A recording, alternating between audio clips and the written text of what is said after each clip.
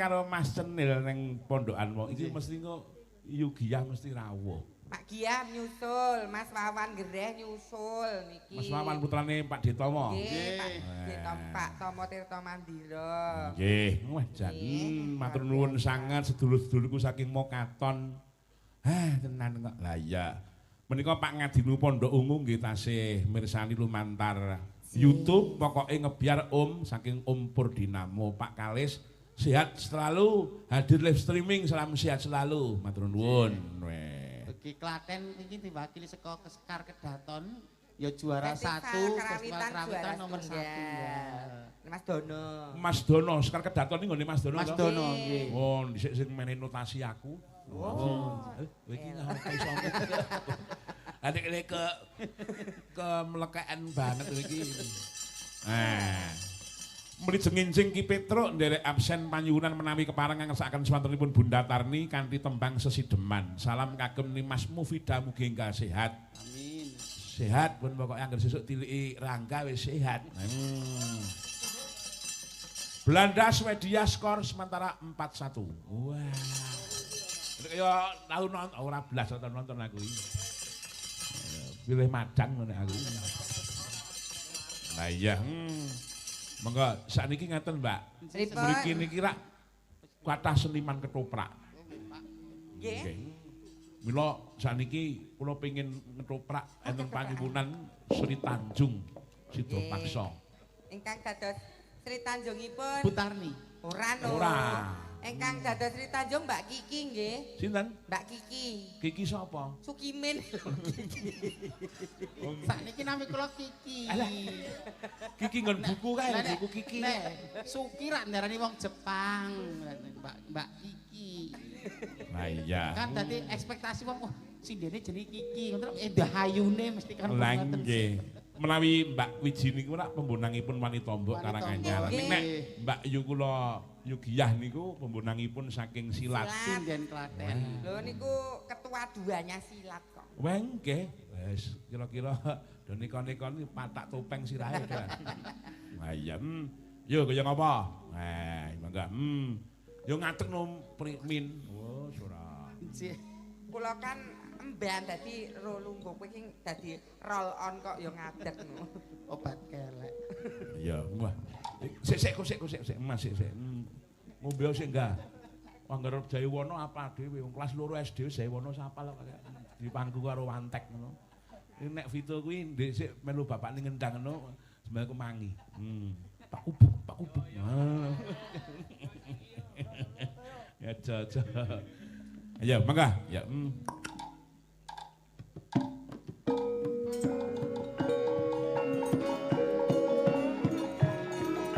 Sekono pedang vokalis tenan. Piye? Kok mboten kados padatan menika wonten menapa? Kudune kowe mangerteni yen Kang Mas Pate Sida Paksa anggone ngupati golek tumbaling negara durung kondrok ning Taman Sari Kepatihan lan sliramu melu ndedonga muga-muga Kang Mas Pate Sida Paksa entuk karya ya Biyo. Ananging panjenengan kala mboten dipun napa-napakaken kalian Prabu Sela Hadikrama. Ora kok Biyong, ora kok aku ora dikapak-kapake. Saestu Senajan to Kanjeng Sinuwun Sila Hadikrama bakal ngruda paksa marang aku, nangake gepok segel wae ora kok Biyong. Garwanipun Kakang Sri Tanjung. Kang Mas Pate Sida Paksa nggih Kang Mas.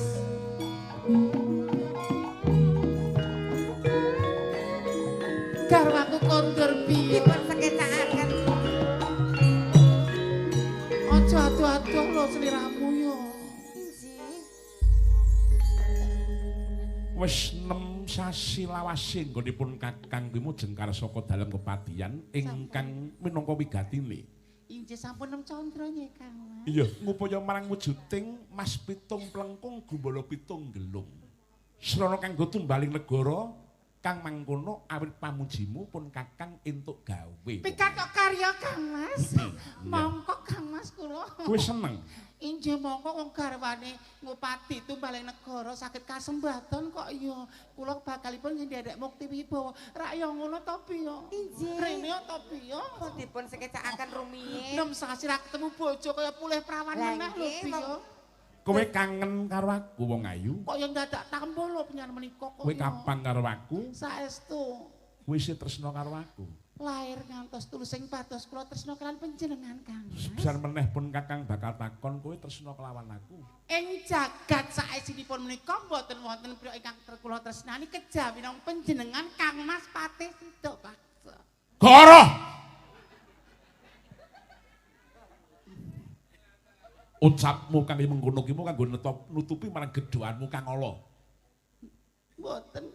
Aku nampa marang pelapurane para juru telik, juru sandi, juru pangisepan ngandhakake sak pungkurku sodol kepatihanmu kaya tumbaling praja. Jebul tibaning padha kowe tumindak selingkuh lan Prabu Silahadi Krama. Mboten Kang Mas saestu. Mboten wonten priya ingkang badhe gonjak kalian kula mboten wonten kok ya. Ora ning wong maling jujur iki mau ora ning. Panjenengan pun kekujengan to Kang Mas. Aku ora gojek.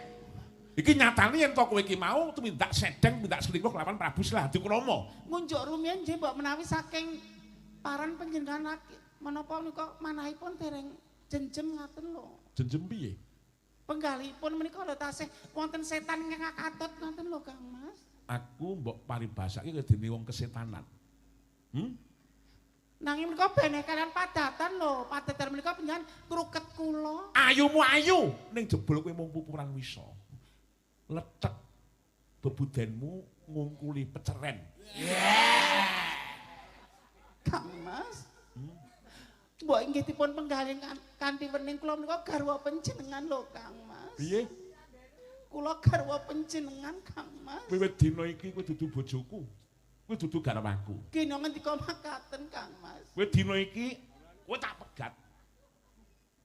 Kanthi pawadan menapa panjenengan badhe megat kalian kula Kang? Mergo kowe tumindak sedeng lan Prabu. Buktinipun menapa?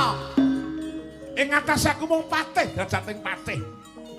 Aku ngutus dening Prabu Silahadi Krama supaya ngupaya marang tumbaling praja jebul tibaling padha kowe ning omah malah tupak-tupakan. Panjenengan ampun ngopeni swantenipun gurung ceceker. Ampun ngopeni swaranipun Mbok Bakul Sinambi Wara. Kuwi nek suarane wong sing ora tak percaya. Kabeh ngandhaki to kowe tumindak sedeng ora mung pisan pindho. Kalau Prabu Silahadi Krama. Wah, Tanjung. Kok panjenengan pitados karo wong liyan bebrayan, mboten pitados kalian kula garwa panjenengan Kang Mas. Kesangeten lho. Kedang agem pawadan menapa malih supados panjenengan pitados kalian cerita Kang Mas. Tak kira nek garwa patih ki mau sipate suci. Ora kajamah dening priya liya jebul tibaning padha kowe gawe sin tumraping Patih Sida Paksa. Lajeng kersa panjenengan kados pundi? Kepeksa pun Kakang tumindak sakmestine. Nggunakake hukume negara. Kowe kudu mati. Menawi panjenengan sampun boten tresna kalian kula lan dakwa kula tumindak sedeng. Kula boten kampahi sedaya kala wau Kang Mas. Piye? Kapejana kula lila nanging kula gadah atur kalian panjenengan Kang Mas. Lihat matur apa? Menawi getih ingkang midhah saking badan kula menika nggondo arum ateges Sri Tanjung wanita ingkang tasih suci ngugemi tresna sejati. Nanging Kang Mas, mbok bilih getih menika nggondo bacin, nggondo batang ateges Sri Tanjung menika wanita ingkang mulang sarak nerak ager-agere katresnan. Kula wanita sedeng kang rucut pinjungipun.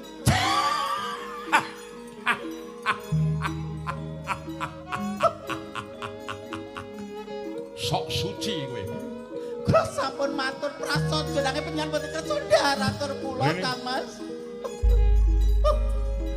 Kula lila pecah kalian garwa ingkang kula tresnani Kang Mas. Pusaka iki sing bakal nyampurnake marang patimu. Nyong tampal ana Sri Tanjung.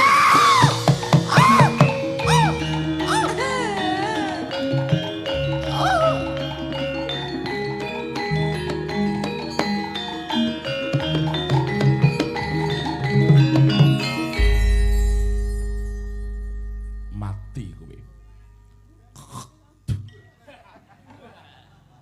Ora sudi aku nyawang raimu.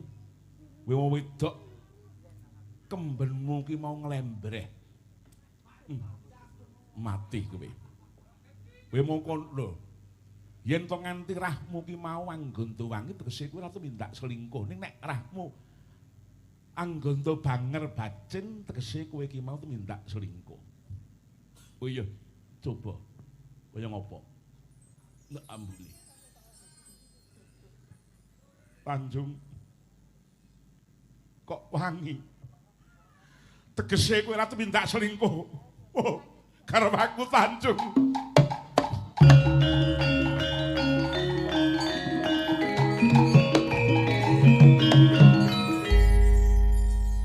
Aku sing luput wong ayu. Aku sing salah. Jebul kabeh ki momong budidaya kepiye nggone misahke tresnamu lawan pun Kakang. Tak suwunke marang ngersaning Gusti Kang Maha Panguwasa wujuding wahyu sambung umur. Kowe uripa Yayi.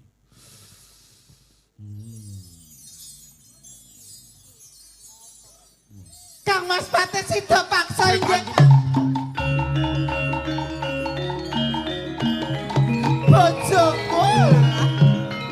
Bojoku piye? Niki wadegane kurang tunggal. Apa? Kok mboten dipoloi pripun? Kok sing tak tunggu-tunggu Kok niku. nggone anu kok ya dipolo. Ora perkara nggone jane nggone jembaning aku wis ngerti dhewe to aku ra wani beranjak dari tempat saya itu ndak berani. Jane didupak-dupak tenan ngoten kok. Oh wis tak gawak iki mau jane arep tak wapyuk nganggo anu lho, apa kuwi nganggo ombenku mak piyuk ngono. Aku wis ngene iki aku ning ora tegel iki mesti. Sak kok lek Sukimen nek nangis iki nek. Lu Nek nangis kok kaya Ya jeri wong nangis acting kok ya. Nek nangis tenanan iki malah ora ana suarane ngerti luwe netes. lah iya. Nah. Oh, jane mau karo Mas Kombang kok wah. Apa eneng? Oh ana to mesti. Endi? Lho. Nyapa ngono tekan kene iki. Kaya ora omong wae, mau Mas Kombang mati dia Oh tenan. tidak tenan malah Mas Kombang. kowe dihujat netizen kowe aku tekoni. Kowe didoni tenan ya ora sakit hati ya jane sakit hati. Nek dijak gelut aku ya kalah. Lah iya. Mas Kumbang weh tenan Kak. Kakangku rawuh tekan kene. Suwe ra ketemu ya, Dur. Ah iya. Menika Siap seniman-seniman wonten tlatah sairing mriki Manis nglempak Renggo karang nopo Panjenengan nggih Pemalang. Nah. Matur sembah nuwun ingkang sami Ya. nenggani. Dan Ayo monggo nyuwun Mbak Jayeng. Wah. Diajeng Tandra Mulia saking kita Tuban Jawa Timur. Catul cahe nak cahe catul cahe.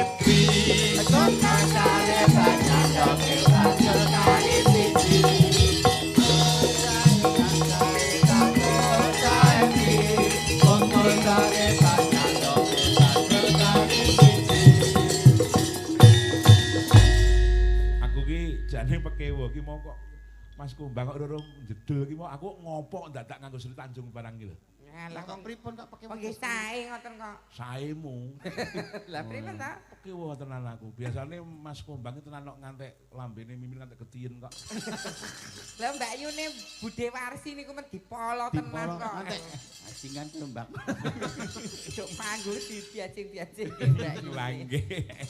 Niki Mbak Diajeng. Nggih. Nah, saiki wis dadi Ratu Cokek. Yo jadwale ora leren. Ora leren. Angger wis tar dilaras wis diajeng. Rumangsane nek wayang ngene lak ya aku ngaplo ini. Sura-sura ngene iki. Ya ini Sura-sura nek sampean gelem melu wayang ya ngaplo. Ora nek wong mantu kok. Nah, monggo Mbak, kula nyuwun seragenan, Mbak. Wah, pun monggo panjenengan lajeng ngeterke menapa kula wah merdeka tadi. merdeka. Sragenan kula nyuwun sing endang Mas Wawan nggih, mumpung nemu minggah panggung. Apa iya? Mas Wawan lah yo. Berkaino. Pisan-pisan mosok Pak Kangkoe dikendangi mosok aku lagi kandangi. Ora dilehke ngono ora gelem mendang tenan. Iku kudu dileh-lehke nek. Ayo Pak Wawan. Pak Wawan. Jai pong, jai plo.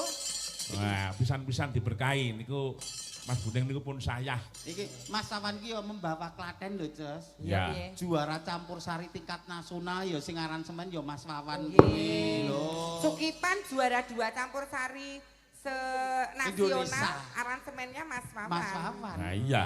Monggo Mas Wawan. Nek Mas Wawan nggawa campur seni dhek apik ning nggono Sutipan kok nomor loro ya. Apa anune aurane. Kula dibalik layar kok. Lah iya. Monggo Mas Ning Wawan. saya kok saya. Ayo, Pak Wiwi. Wah. Wawan. Nah. Iki Mas kok iso nglumpuk kabeh ya sak keluarga. Apa bar kok Iya. campur sari ki mau. Oh king dolan. Oh, Mbak anu Rika. kok mesti ya sinten? Mbak Rika garwani Oh nggih enten ta. kalih rencang-rencang pemusik enten sedanten iki. Kandhani bar campur sari. Batompo campur sari sajake. Ban campur sari nang Karjo Saminu. Lah iya. Sragenan apa Mbak? Diajeng. Nah, monggo. Napa Mbak? Sing dereng kala wau Sing tinggal dereng. katesnan dereng. Sesideman nggih enten. Oh, sesideman tinggal pambutan katresnan ya. kalau Oh sesideman Oh, nggih. Jadi sing disebut Bunda Tarni ning Bunda Tarni nyuwun pangapunten nembe swantenipun nembe bergoyah. Mboten badanipun kang bergoyang dina swantenipun. Bergoyah, bergoyah. Oh, bergoyah. Ya. Ya. Monggo Pak Monggo W2N. digarap, monggo ya. Dados ya. Semarang.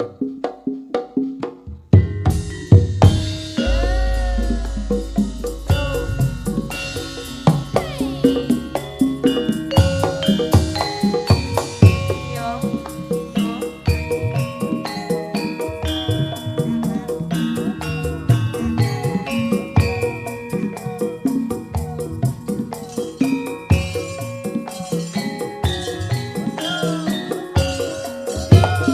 Iya.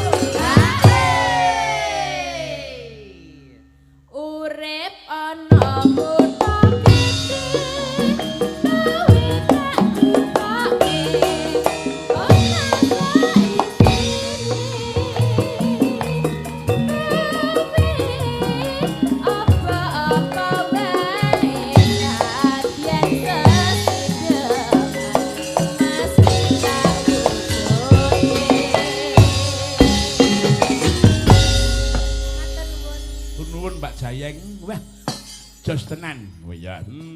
Wili ngendang iki tenan kok. Weh, ngakangku kabeh dulur-dulur Mokaton iki ora nek sing elek kuwi ora nek kondangane kabeh hebat-hebat. Wayangane kabeh elok-elok. Lah. Nek ora dandan yoga ya kaya debt collector ya.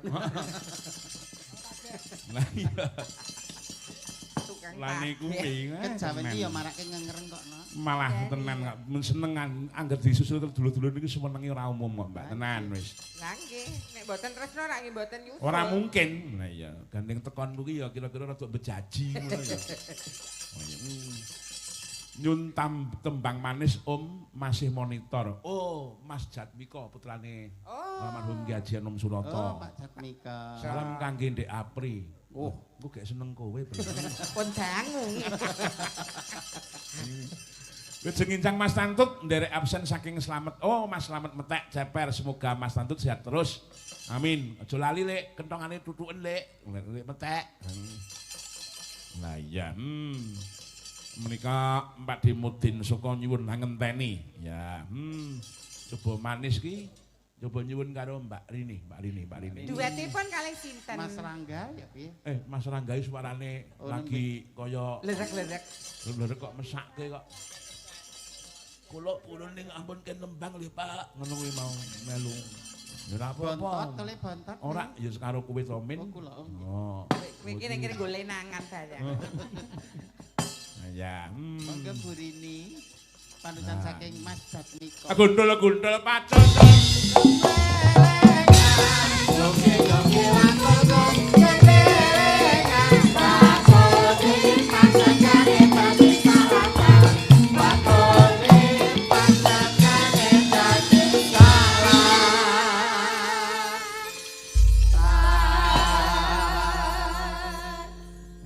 Nan. Ayo bar dadi Sri Tanjung saiki dadi Sukimen. Diwalik. Wis. Nek Mas Sukimen ki asline Sukimen lah sapa sampean? Asline sampean sapa? Apriyanto Wibisono. Apa itu jenenge panut ya. Ayo. Kuwi dhisik sekolah nang SMKI barengane Buneng. Nggih, boneng ki dhisik ra ngono. Napa? Gara-gara tiba Dadi patut ya. untune icul, lah malah dadi patut. Kalau dadi lan bagus e. Nah, dhisik ki kemut untu ngono ya. Dadi kecelakaane kok hikmahe ya malah. Membawa hikmah ning kono kuwi kok. Ya, ya ngapa? Dados, ya mangga. Ya. Ya. Ya.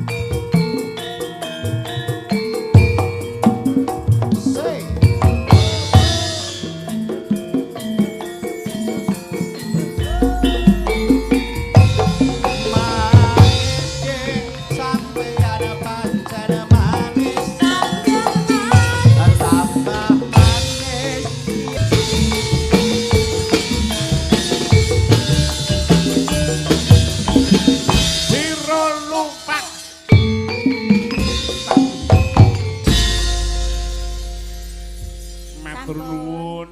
Jebul ingkang mirsani YouTube iki malah dulur-dulur kabeh ya Wan. Mas Jatmiko iki malah ngirimi stiker. Ik lho ya. Sewungan Dara Mas Taufik Hidayah Sabtu Alianto nggih matur nuwun. Lujeng injing Mas Tantun nggih matur nuwun dari Bapak Dr. Suratin Eko SH SIP MH Padepokan Trito Kencana Mbugel Krakitan Bayat Klaten nggih. Nyuwun bawa aja turu sore kaki dipun lajengaken langgam hangenteni. Nggih Pak matur sembah nuwun sih berkahipun nggenipun keparang mirsani. Ya, iki hangenteni iki ya disuwun karo Kang Mudin Suka ya wan iki. Hangenteni, apa kuwi apa sing ngendi aku ora ngerti. Oh Mas Agus nyimak saking Gaden, wah malah ketumpuk pirang-pirang iki mau. Ki Dapta Bawana saking Surabaya nggih kepareng nyimak. Ya. Ya coba Mbak Wiji Lestari, ya monggo. Monggo Mbak Wiji. Nah ya. Semeneng saking palengganipun, ya. Meneng sik nak wong ayu. Heeh. Ku coba melempar manggi. Lempar manggi. Lempar mangga ku dapat. Ku coba melamar gadis. Gadis ku lamar janda ku dapat. Hangenteni wau panjenengan saged Hangenteni-nipun ki mantep sedarisana. nggih. Nah, mangke perkawis mengke seragenane terserah. Nggih. Dados langsung ngawan mboten bawang nggih. Nggih, merganipun nyuwun pangapunten menika Pak Suratin menika wekdalipun ya langgamipun hangenteni rumiyin sak langgaman terus mengko dibablaske ning seragenan terserah. Nggih. Terus ngamirsani Bapak Suratin. Nggih. Mengko dawuh Ibu Silat ingkang badhe dipun boyong wonten Jimbung. Ha nggih. Engko gak dicepluke nang nggon Jimbung. Boten kasuwun nabuhi kok. Oh, nabuhi. Oh nggih. Tenan kok beliaunya ya budayawan hebat kok ya. Nah nggih. Ya mangga. Ya. Ya. Kangen apa kuwi? Aku ngenteni tekan. Sepira kuwi? Lho sak menawa kuwi menang lho. Ojo kaya aja lames mau lho. Aja lames mau munggah sak wirah lho mau. Oh, Mateni jayang kowe. Oh, diam-diam. Ya. Aku ngenteni tekanmu.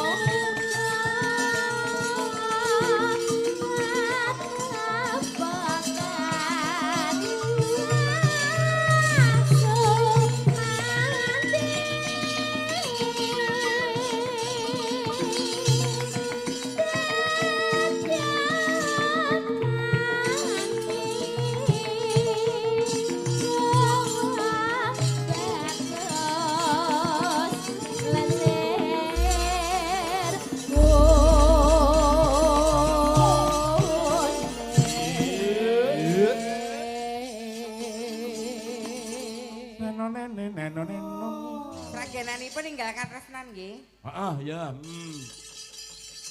Sesek up tinggal katresnan garap Tulung Agung sing njatil kuwi. Wis. Wong loro ya. Njata makan tuan. Tak suwun Cidra ing cancik kuwi piye? Tak suwun Jo Cidra Jen. Terus ya. Kledang-kledang kae teko. Terus Pranyata janjine datan Cidra. terus Gelang alit welut wisa sak upama. sing bener iki gelang alit welut sono sak upama. Oh, sono. Sengeni Mbah Mantep lho kowe. Ya mangga. Welut wisa ta iki? Oh iya. Oh, wisa. Sono iki lho. Enggak. Kledang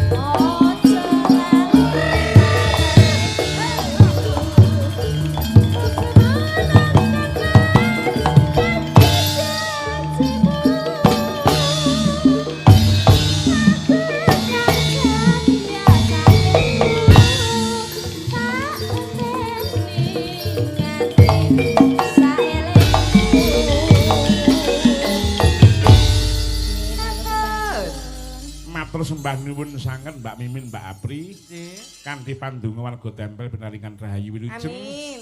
Sasampunipun ngawontenaken Menteri Dusun menika nggih Mbak nggih. Nggih. 2:30 ayo sowan Bapak nek malah nampa duka. Oh iya.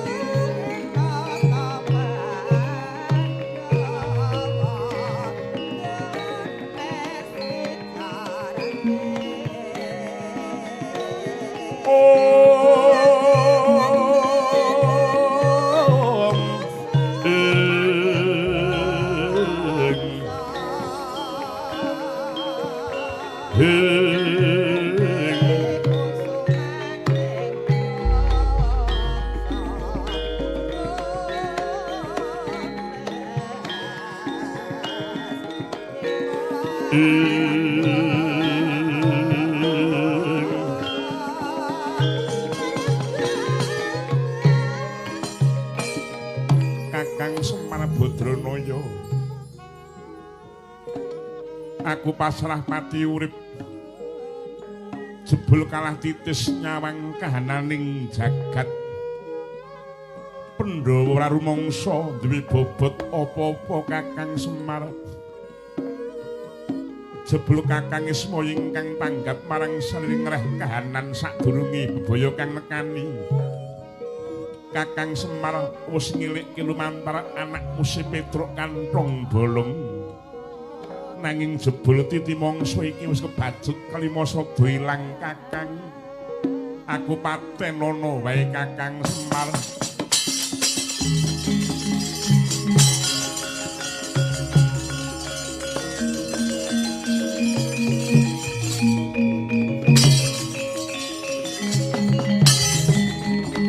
Kadangmu padha waranten becik. Besok mendemo baris kang prayitna Yawa Saranta wonging Darawati. Ya Saranta wonging Darawati.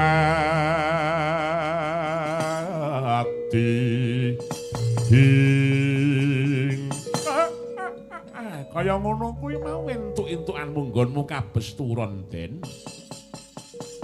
Bareng wis kenyam kamukten nglungguhi kenikmatan jebul kurang nggonmu padha sesirih.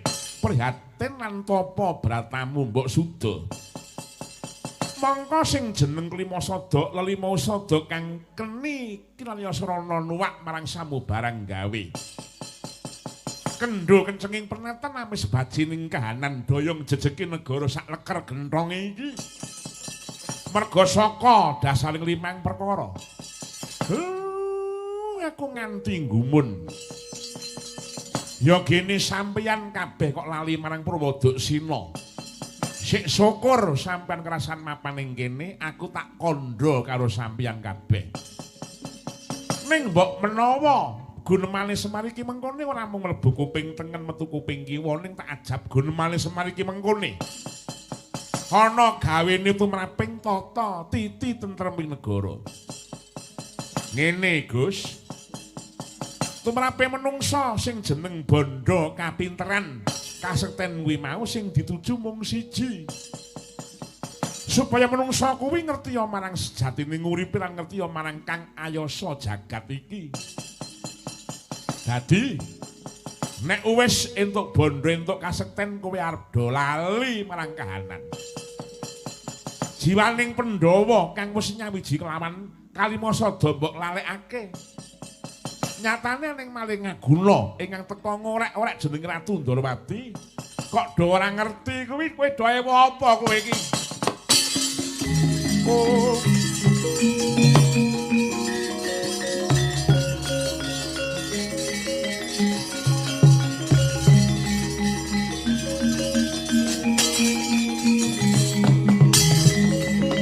Cirine syarat ibaran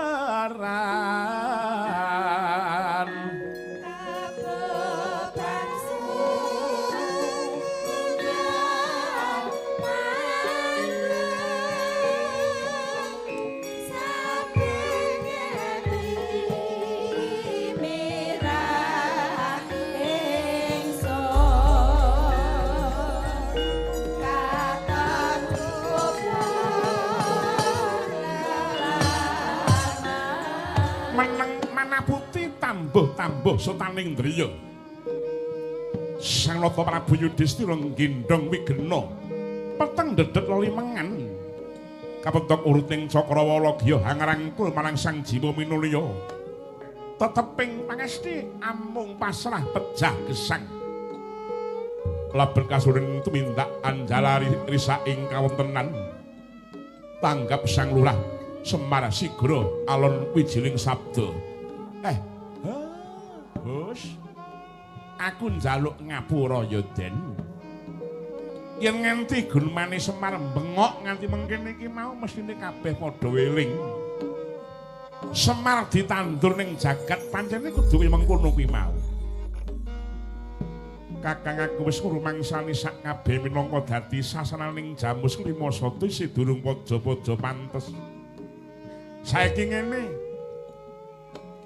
Anane aku ngelingke marang kowe kabeh mergo jagat iki mengko bakal ana wawan kang anyar. Nggonku mbangun kahyangan sing tak bangun kuwi mau dudu kahyangan swarga dahana. Dudu kahyangan ing Suranaya. Dudu kahyangan ing Kaindran, dudu Kundaran Drebawana. Ning sing tak bangun ki mau kahyanganku dhewe.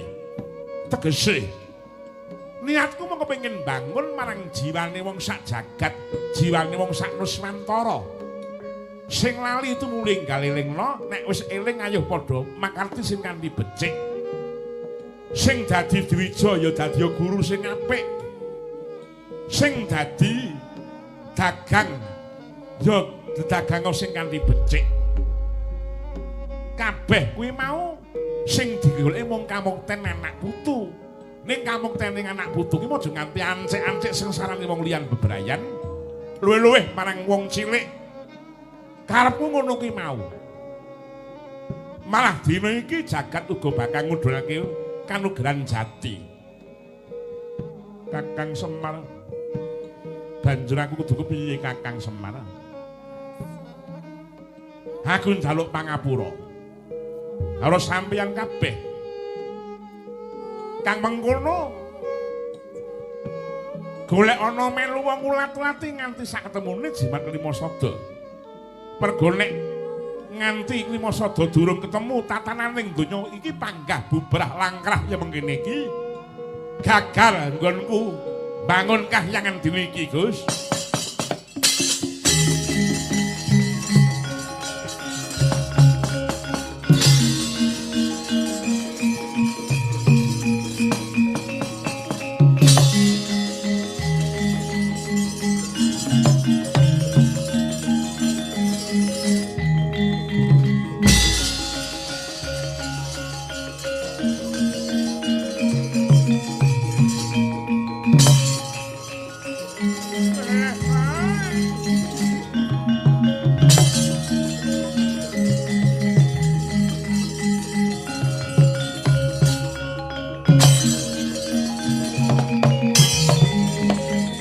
Semarika den prayetna semuni sambalik ditunda kagak ngarang mangsa candala kilar-kilar kilar-kilar semedining tengah latar ing enten napa ngawe kula ma Petruk kowe iki anakku sing luwih sempurna tinimbang dulur-dulurmu liyane. Kowe tak kongkon. Kowe tak kongkon golek ana pustaka Klimasada. Lah, ning goleki niku teng pundi yo goleki nang sur BRI saiki lho kecekel kok goleki Klimasada. Kowe manut aku apa ora? Manut keketing rasamu. Yen to ngenti tekadmu ki mengulon ya ing kono papan delungi Klimasada. Nek tekad atimu mengidul ya ing kono Klimasada bakal ketemu. Mula kowe lunga. Mulyakno Gustimu para Pandhawa. Walah. Wong sing kono kuwi wis mulya kok malah kene kon mulyake. Ki mongko pit motor sitoke wis krek-krek kaya ngono. Yalah, motor wis kula pripun niki. Kowe ora pripun kowe lunga. Nek nganti kowe ora gelem nuruti karepku, dadi ndok pengamun-amun kowe. Ayo pamit.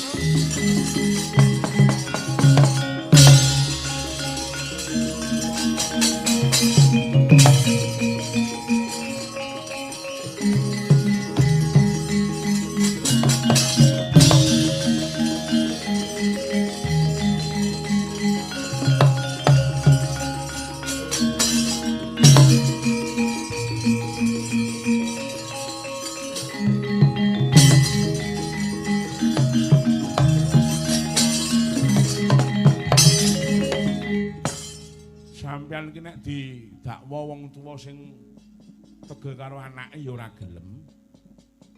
Ning sampeyan kebangeten kok mau. Lha iku goleki Klimasada ki ning ngendi? Terus aku kon mulyake Gustiku para Pandhawa terus mulya sing kepiye? Walah, mau kowe tegel men karo aku. Lah, judeg aku kudu ning ngendi?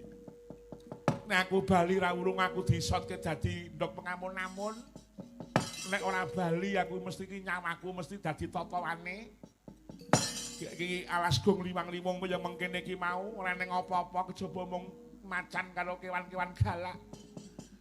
Alah mbokmu aku njaluk pamit. Aku nek mati aja diarep-arep tak jaluk kowe aja rabi meneh. Ngopen ana anakmu. Sawah mburiyo make dolen. Ngopeni anakmu kabeh. Aku timbangane judeg ning tak nglalu wae mbokmu aku njaluk pamit mati mbokmu.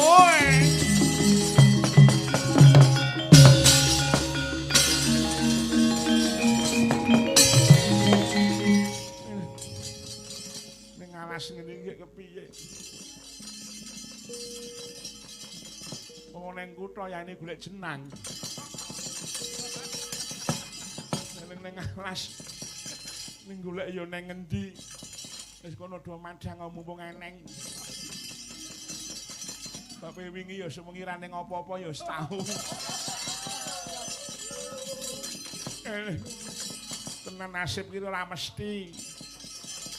Ning jurang sing jerone kaya ngono kae timbang aku urip mung wirang bebarang luwih becik aku tak nyemplung jurang aku nglalu wae mbokmu aku njaluk pamit.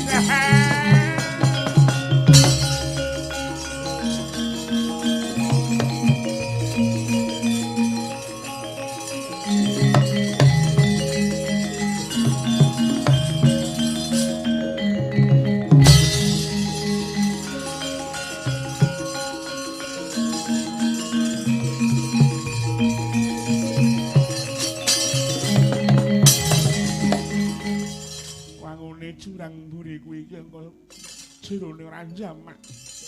Mbokmu tenan tak weling aku nek ora iso digoleki wong pirang-pirang tegese aku wis mati. Nek aku wis mati kowe aja rabi meneh nek dipek yoga aja gelem. Wis kowe dadi rondo ngopeni anakmu. Aku njaluk pamit, aku mati dene.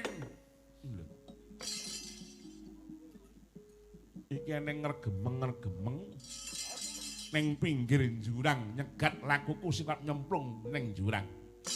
Kowe sapa? Kowe ngaku wae. Gendruwo semono gedene. Nek pancen kowe pengen bakal mangsa marang aku, yo, panganan. Panganan aku. Kosek to, kosek. Anggepe medeni aku. Ora wedi aku. Papet ngene iki ora wedi aku. Yo, pakeno. Cokoten. Kosek to, kosek. Petro, lho. Ya ngerti karo aku. Upama kowe pangling karo aku barang sing lumrah. Mergo kowe karo aku ora ketemu ki mau wis ana 977 taun. Kok iso? Kowe jaman semono nalika isih muda tumaruna jenengmu Bambang Supatra. Kowe mau pinaringan rupa sing bagus, kepinteranmu kowe mau sundha langit ya mung elekmu siji, kowe tumindak nista. Kowe senengane mrawasa marang wanita, wanita sing mbok prawasa ki mau yen tak itung ana 478. Aku ngandani malah aku mbok ajar, ibumu ngandani malah mbok ajar. Pemane ana diwa nganglang jagat sang janggan Semara Santa ya sangismaya mampir aning papan dedunungku kowe tak titipke panjenengane supaya ginwenthah dadi menungsa sing ora ninggal marang tata krama ning wangune ning tengahing dalan kowe marawasa marang Semar Badranaya. Bareng Semar kemuriten kowe diajar nganti sak kapokmu sing maune kowe bagus. Irungmu diolor-olor dadi dawa semono kuwi mau. Sing tanganmu ki mau lumrahe wong, tanganmu diolor dadi semono dawane. Sing rupamu maune bagus dicewek elek ya mengkono kuwi mau. Banjur kuwi dening Bukulune Semaya sang janggan Semara Santa kowe diparingi tetenger Petruk kantong bolong. Petruk, aku bapakmu Gandharwa Raja Suwala, ya Gandharwa Raja Subali.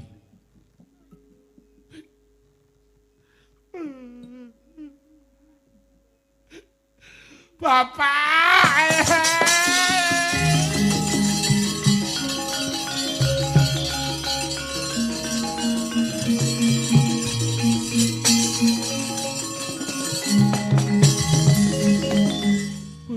Mboten kali iki mau pinanggih wonten kali panjenengan teng mriki. Iya, Petruk.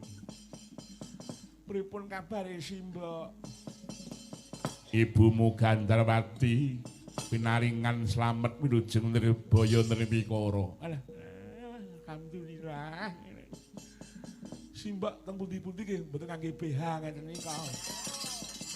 Watak ibumu ya kaya ngono kae, jare risi.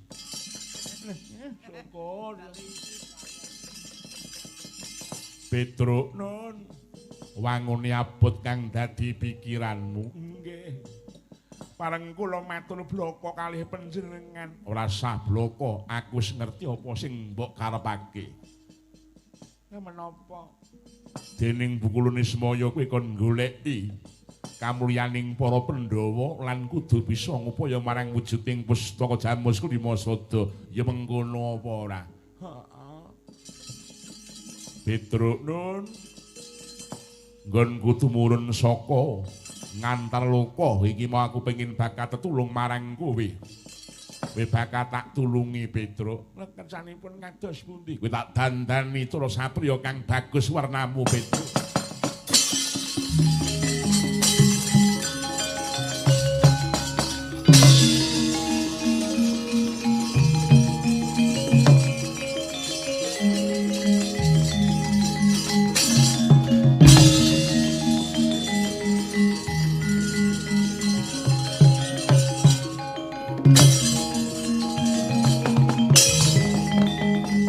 Pandhawa tata Kadiwisaya Indriyaksa sara maruta pawana bana maragana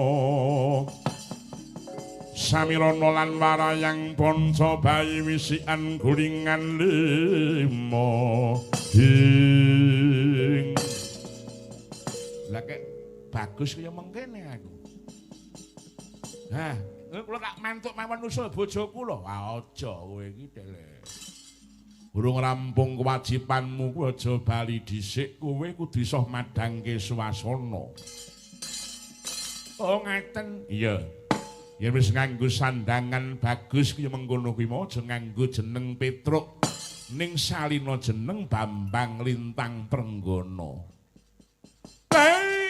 Adalah Bambang Pramono Lintang Prenggana Bambang Pramono.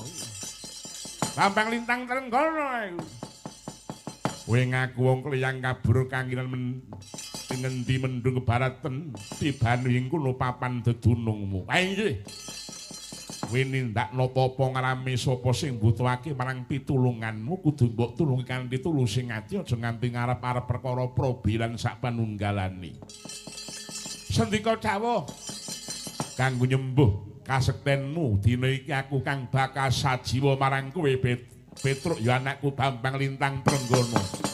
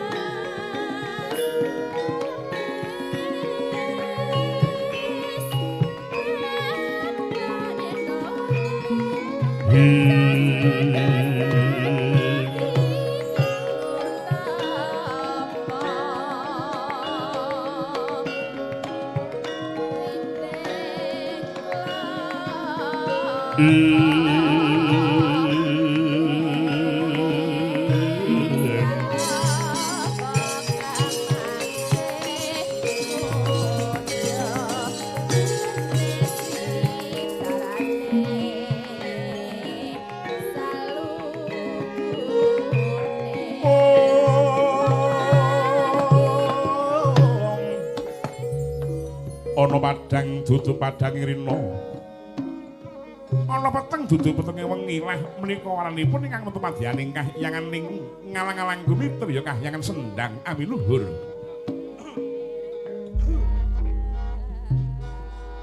Mapan jroning kahyangan menang yogya tawenang ngugyakake. Wenang gawe tawenang ginawi menang. Masesa tawenang winasesa. Sinten minangka kegunungan ingkang yangan ing alang-alang kumitir awa wisik pukulun sang hyang menang ing mriki kalanggan mangkih nempi dhateng puswanipun Sang Semar Badranaya mangkono wijining sabda pangandika Sang Hyang menang rereh ririh kang arah prana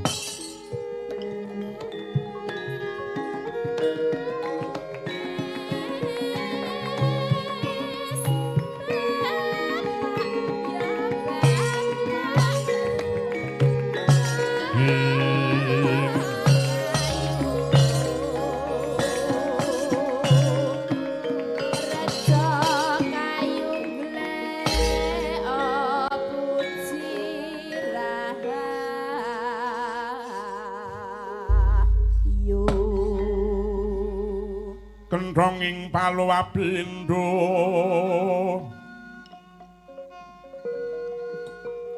wang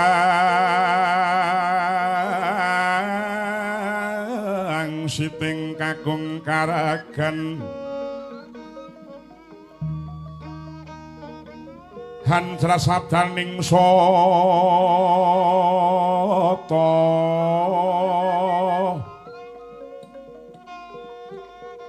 kakulur asauran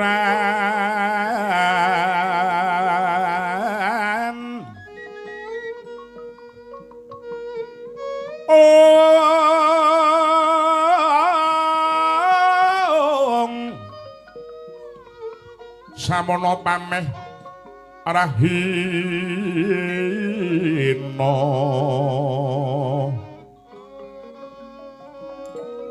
mega pangkaton sumirat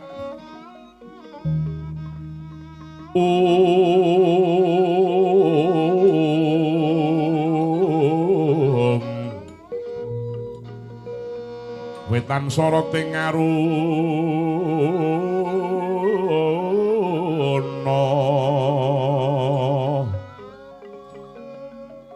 lir netraning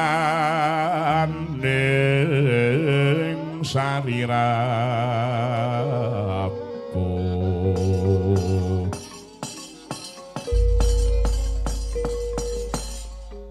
Omamik namastu namasidam sidaratu tahastu hastu kakismaya paran pawartane kita marak ing abiyantara ulun dina iki ismaya inggih kula nyuwun pangapunten Bu Kulun kula ngantos bingung negara kula niki pun dadi guyon wong sak jagat ukume negara pun doyong kabeh meh rubuh morak-marik pinten-pinten perkawis mung bundet kaya bolah ruwet kula niki dadi bingung hakik sepenak momong leluhure Pandhawa biyen Bu Kulun Semar apa kita ora ngilingake marang para Pandhawa pun boten kirang-kirang Bu Kulun monggo sak temeni sawise jeneng kita mbangun kahyangan iki mengkune bakal ana nugroho gung kang tumedhak miring Madyapada. Nugroho gung kang tumedhak marang titah kang gedhe Subratani. Semar teteping pangestimu aja kendhat anggonmu.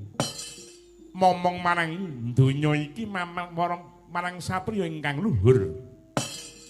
Aja kendhat nganti kukut donya iki sira Semar lagi iso bali marang kahiwangan. Sira bakal momong marang tedhak turuning Pandhawa mbuh nganti sing kaping pira lan ing jaman apa wae. Sira tetep kudu momong ing Madyapada. Senadyan to ora wujud Semar elingna sapriya Pandhawa kudu sugih kapinteran, kadigdayan lan lelabuhan kang utama. Lire sugih kapinteran ngangsuwa kamuruh ngudi kepinteran ingkang piguna kanggo bor pepadang srana sregep ngasah lan tiping pamikir dene kadigdayan seranane sregep prihatin lan gegulang marang santosaning raga kinarya mayu rahayuning jagat wondene labuhan kang utama asung suka nandur kabecikan aku pitaya sakwutuhe marang sira Semar Badranaya. Lila-lila linali saya katriya Triyasmara marang risang kadirate Rate ratune wong cakra kembang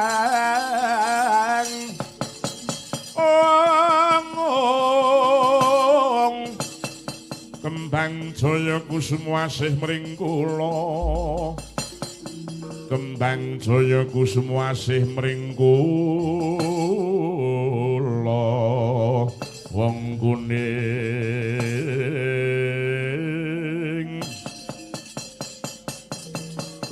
nanging kula mang paring andel-andel supaya Semar niku tesih dipercaya kalih sing padha kula omong Bu Kulun Wahyu Nugroho Jati Tampanana.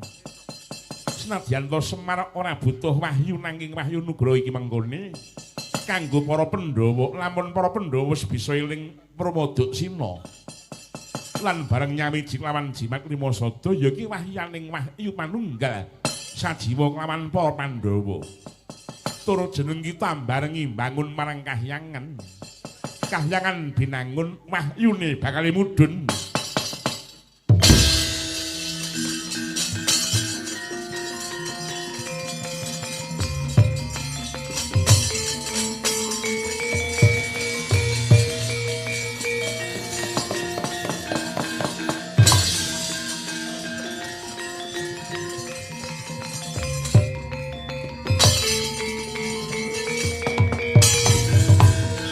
Koden prayitno semuri sambali titi tunduk gagak ngarang inggih ngestaken dawuh pukulun kula namung dipun titipi wong dititupi niku mau wenanging nggawa ning ora wenang nganggo mangke nek pun padang lakoni kula saged bangun kahyangan wahyu niki badhe kula pasrahaken dhateng Gusti kula para Pandhawa. Kula nyuwun pamit Bukulun, Yaya Semar duga-duga dipun ngati-ati aja kongsi lali ya Semar.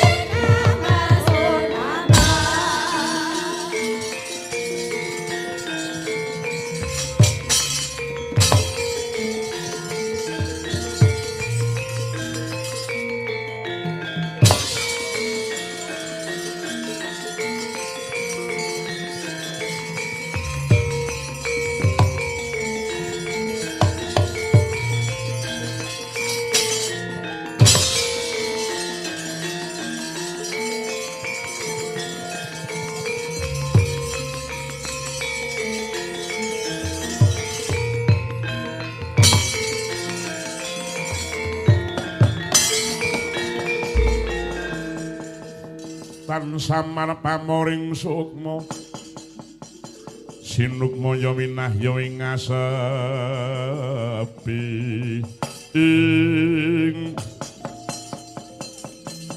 iki ana satriya muda tumaruna jejaka ingkang mapan ana ing alas kene ngaku jenengmu sapa yen kowe takon lawan aku jenengku Bambang Lintang Trenggono. Bambang Lintang Trenggono. Iya. Kowe saka ngendi? Aku wong Kriyang Kabur kanginan mendung kebaraton ning ngendi tibane ing kono papan dedunungku. Oh, ngono. Iya. Balik kowe iki sapa? Prabu Kresna. Lho, ngerti karo aku kowe. Iya. Aja kok panjenengan nadyan sing ning mburimu ki aku ya ngerti kuwi Raden Janaka. Yaine bagus tanpa cacat ya mung imane bojone iki pirang-pirang. Ya, ya. Bambang Lintang Trenggono, piye? Kowe arep nang endi? Lakuku kepengin bakal tapa ngrami. Sapa sing mbutuhake pitulunganku kudu tak tulungi kanthi tulus sing ati. Ora kena njaluk perkara probeya lan sak panunggalane. Oh, ngono. Iya. Upama aku njaluk tulung lawan jeneng sira mono kepiye? Njaluk tulung sing kepiye? Pusaka Ngamarta ilang saka negara Ngamarta. Oh, Klimasada to. Iya. Yen nganti dina iki kowe bisa nemokake marang Klimasada bakal tak ganjar sak murmatmu. Moh, aku aja mbok ganjar. Nek mbok ganjar aku wegah. Ning yen aku budidaya nganti ketemu sing bagus sing tak jaluk Pandhawa, Kresna lan kabeh warga agung ning Ngamarta kudu betah melek, kudu tetep nindakake prihatin. Gelem apa ora? Oh iya. Prihatin jebok suda. Iya. Wis aku percaya marang kowe. Nek kowe percaya karo aku tak golekane.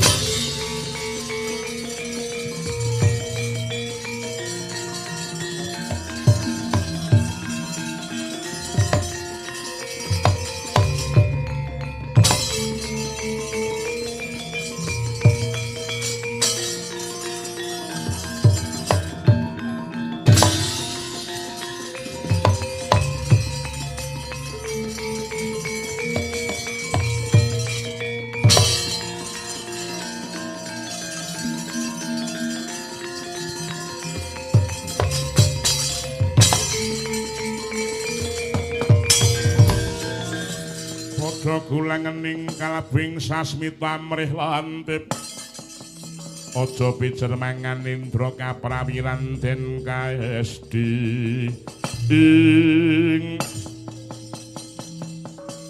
Bapa Penemban Diwaning Lat sampun rawuh dhateng Praja Ngastina anak Prabu Duryudana ya lah kok jeneng sira ijen tanpa kanthi dumunung ning sanjabaning kutha negara Ngastina iki ning apa nggih anak Prabu Duryudana Penemban selak manotol karo sing manah kula kepengin badhe nyuwunapi pawarta saking panjenenganipun Sang Penemban Begawan Diwarna anggenipun kepareng ngringkiaken dhateng tata jiwaning para Pandhawa nggih anak Prabu antuk pamujimu kasembatan kang senedya nggonku ngringkihke marang para Pandhawa ketitik. Rikala semana pun Bapa Mimba Warna dadi nata Ndrawati Prabu Kresna api-api ngampil wujuding kelima sada. Dening Pandhawa diwenehke kanthi gampang, kanthi mayar. Ya senadyan tono daredah sawetara ning bisa tak kawekani kok nggih.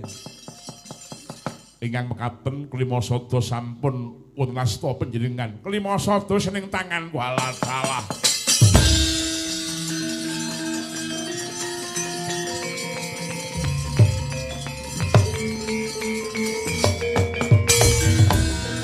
Ngaturaken panuwun ingkang tanpa upami. Dene Penemban sampun mujuti menapa ing dados panyuwun kula. Iya nggih. Bot-bote nggonku pengin mulyake marang para sata Kurawa. Namung kemawon Bapa Penemban piye nggerekake Prabu Duryudana. Selaminipun gesang kula drenate nyumarapi kelima sada menika wujudipun kados menapa. Awit menika pusaka piandeling para Pandhawa langkung-langkung ya Prabu Puntadewa. Oh, mangkono banjur karepmu. Kula kepingin ngampil sawetawis. Iya. Ya pancene jeneng sira kang kudu nggawa gaman iki. Tampan ana kelima sada nggerekake Prabu Duryudana. Oh.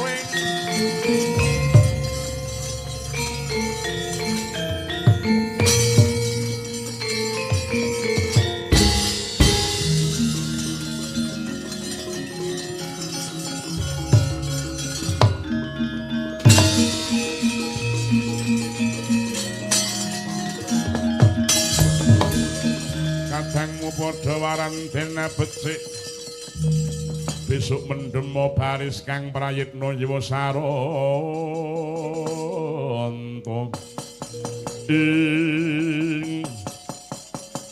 tak kira ki nek pendhita linuwih tak kira nek pendhita wicaksana ngerti sadurunge winarah jebul tibaning padha ya mung pendhita nduk wae nduk bebek ketoke jabamu biru ning jeromu kuning. Kok kowe ngundhamana marang pun bapa. Nyatane iki mengkono. Sawangen sing kanthi pramana jati.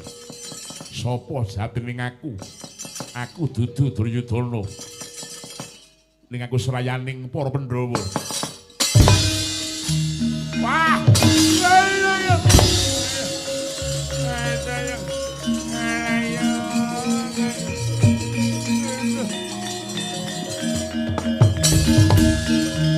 Trondolo Basak. Tak kira ki nek Prabu Duryudana jane ngarep aku wis cubriya. Ing atase Prabu Duryudana ning jaban kutha nyegat lakuku iki nek ning apa-apane ora mungkin iki. Ah, titenono. Apa sing bisa Mancala Putra, Mancala Putra mung dapurmu dhewe parat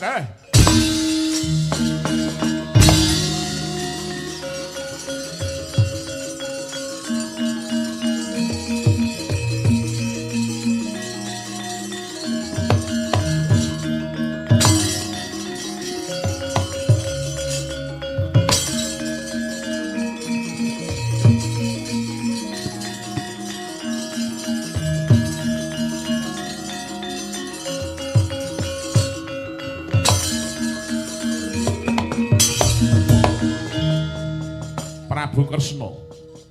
Oh iya. Kadiparan pawartane nggonmu ngupaya bali ning pustaka Jamus Klimasada. Antuk pamujimu kasembadan kang tak gayuh. Ndak kira pendhitane Kurawa ki mau kadunungan kasekten ingkang dugdeng. Jebul tibaning padha pendhitane wong pendhita miyar-miyur pakartine. Alah dalah. Gampang nggonku. Hapus krama kelawan pendhitane wong Astina. Oh, mengkono. Iya. Yen ngono kowe bisa mboyongi Klimasada. Wis. Iki ngene. Gandeng aku ki mau dadi bata ing para Pandhawa, dadi pramugarining para Pandhawa. Mula upama sing balekake Klimasada marang Yai Prabu Puntadewa, aku ngono piye? Aku. Wah, ya aja. Leku golek nganti tele-telete kok. Ora bakal tak wenehke marang kowe. Aku dhewe sing katur kunjuk kersaning Prabu Puntadewa. Apa kowe ora percaya marang Prabu Kresna? Lho, nek Kresnane ngono ki aku percayane walak-walak Kresnane. Ha kowe iki dudu Kresna, kowe iki pendhitane wong Astina ngono.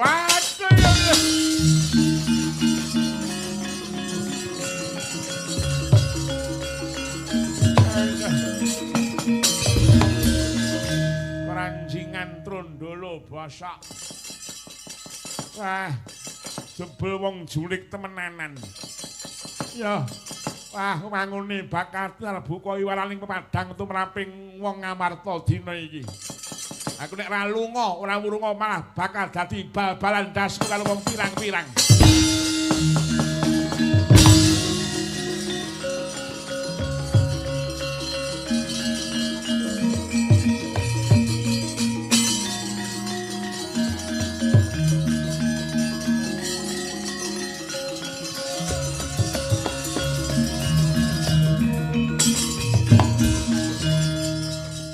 Iki ning wong begogok kaya tenggok, tengok-tengok kaya gumuk. Kowe iki sapa?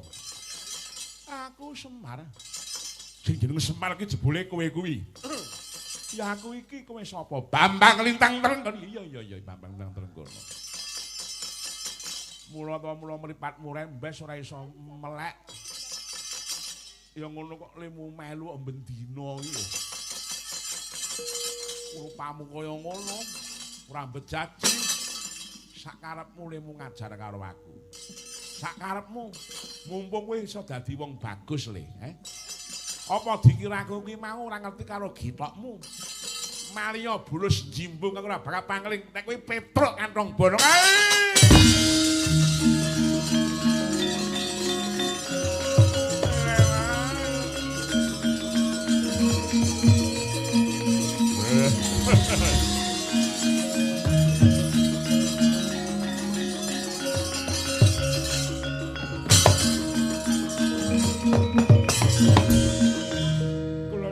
Pangapunten mangalih pendas ora ngopo kowe kowe nyanyah-nyunyah karo wong tuwa kowe eneng wong tuwa ngupload stiker ning nggon grup Kok mbok hapus iki? Lah kuwi salah nggon kok mau iki mau. Nek nganti konangan wong pirang-pirang sing disalahke sapa ora? Moko kabeh iki mau nek nganti nyang gori mangkat. Moko ora jiko sing apa-apa. Lho. Njaluk kopi ya nek malani. Apa ora cilaka apa piye? Ora. Gandharwa Raja Subali inggih pukulun kula ingkang nyawiji kalian anak kula pun Petruk. Aku matur nuwun banget dene sabiyantu marang anakku si Petruk kantong bolong inggih. Gandeng sampun rampung kewajiban kula, pareng kula nyuwun pamit. Ah iya. Kowe bali ya, Pak. Sangune, Pak. Wis ora. Gerangmu kaya ngono sangu wis nggih. Bambang Supatra ngati-ati ya nggih uripmu ning alam padang iki.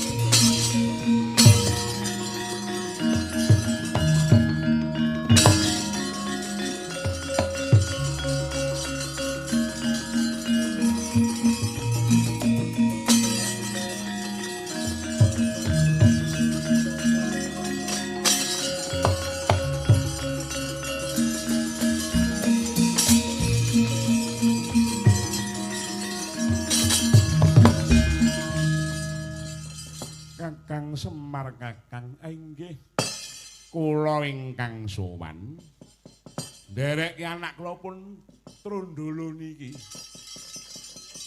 Iya Kakang Semar ana parigawe apa? Klima sada pun ketemu sing nemoke anak kula pun Petruk. Petruk. Dalem mau. Lha. Pas cilik-cilik ngono ae. Gandeng klima sada agemi Gustimu para Pandhawa luwih-luwih Drapu Puntadewa tumuli balekna Petruk.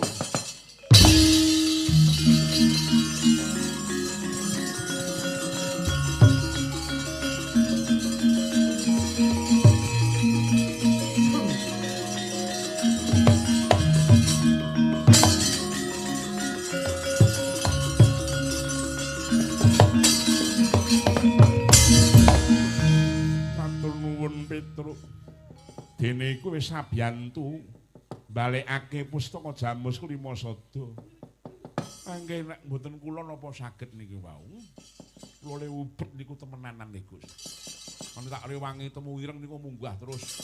Munggah golek kelapa sik mudhun. Mergo wah nek mboten kula wastu niku wau. Ora murung diwobong kalih Kurawa. Saka bungah-bungah rasane ngatiku tumuli tampan ana redana saka akeh. Matur nuwun. Aduh Petruk aku ora nggawa dhuwit Petruk. Ora terus Pak penjenut ngene iki. Ate ya ngene. Ate ya. Aja etok-etok wis yaene kuwi cerewet bae. Arepku. Rumangsaku ora bejaji kowe. Kakang Semar kula Pustaka Jamus Klima Sada apa sida mbok butuhake kanggo mbangun marang kahyangan. Nggih sida. Dina niki kula pengin bangun dhateng kahyangan.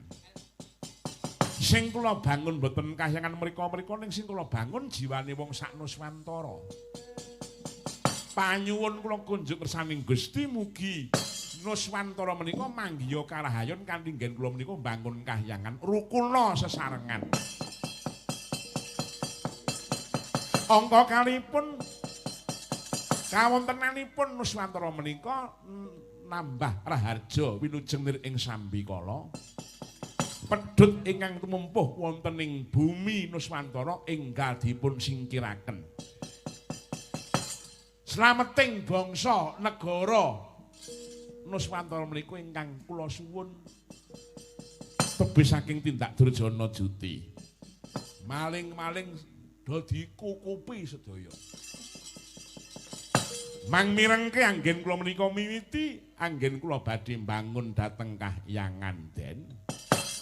Aduh.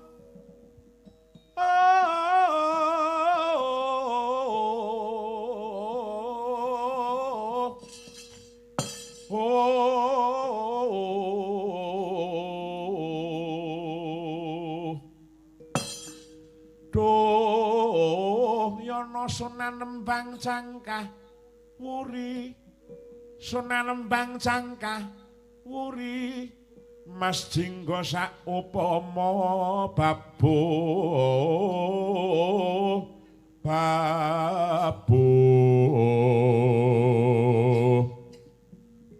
Yana tanpa mundur rawasa angkara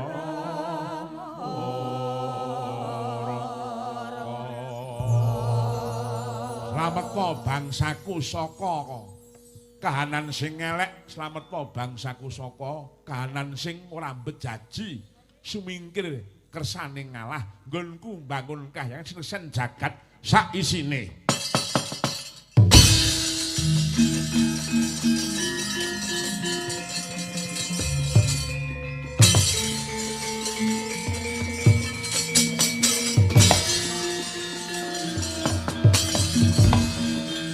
Matur nuwun Kakang Semardene panjenenganmu gelem bangun marang kahyangan. Ah nggih. Nggih mung siji pendhitane niku ngayale ora jamak. Pendhita sing endi? Pendhitane wong Astina. Niki nek mboten ndara kula Anoman mboten sekal menasi gawe. Petruk nun celuken daramu Anoman. Nang endi iki mau? Oh sarang bontot niku. Biasane awar si wong siji kae iki kene rapati cetha ngene. Lek apa iki? Dolan Oman. Wih Petruk aja nendangi ndas iki nek nangeki wong turuk nendang ndas iki. Timbali kalih Prabu Puntadewa. Oh iya, tak rono Petruk.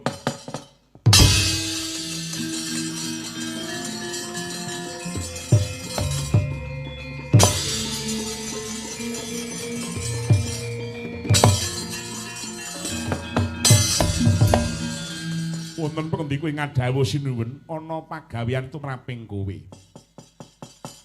Satru mungguing cangklakan pendhita sayaning para Kurawa yen ra kowe sing nandingi ora bakal bisa padhang lalakon iki. Nggih, nuwun pamit.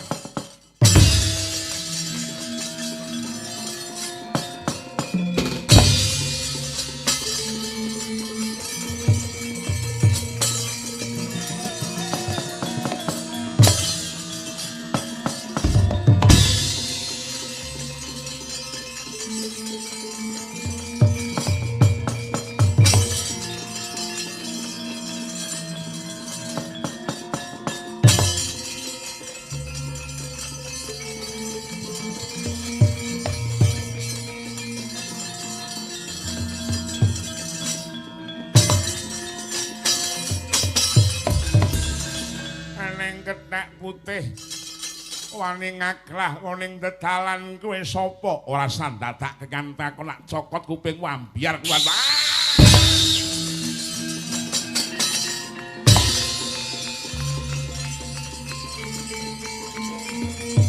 Wah!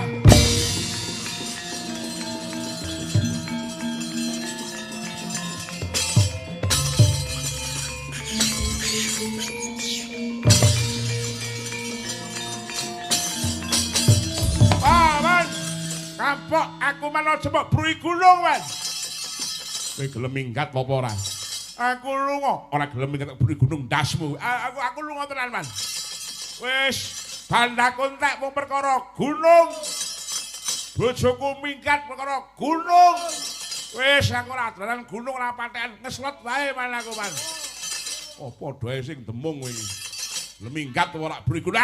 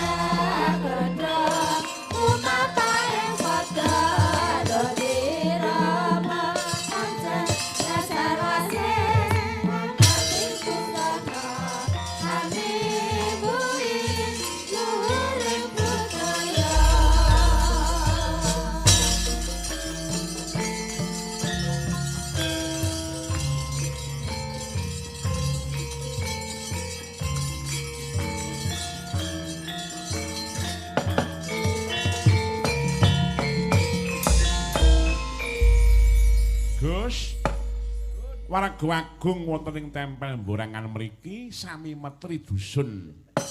Nguri-uri dhateng budaya luhur ingkang sampun dangu boten dipun gelar wonten ing papan mriki. Mugi kemawon sapengker kula saking mriki kanthi lampan bangun kahyangan. Warga wonten ing tempel pinaringana karahayon kawilujengan.